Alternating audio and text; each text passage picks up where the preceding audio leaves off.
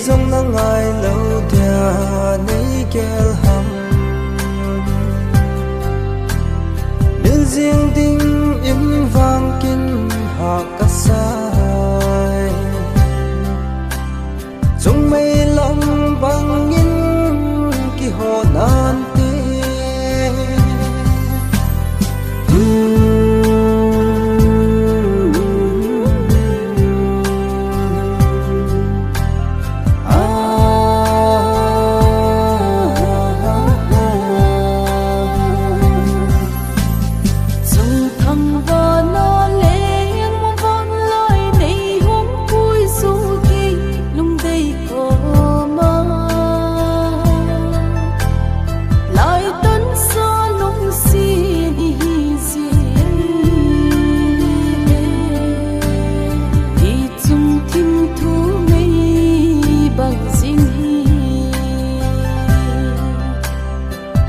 xịt vang xe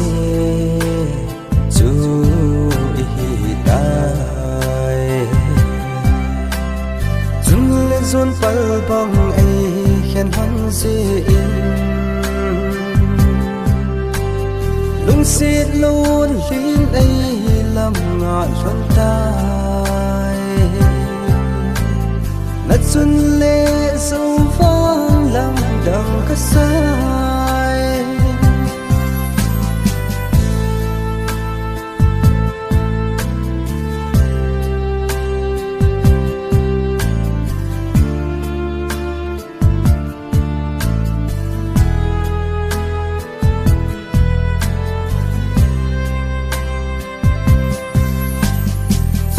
thằng và nó lẽ mong van lại đây hôm cuối rồi đi lung đây có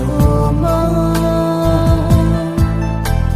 lại tấn xa lung xin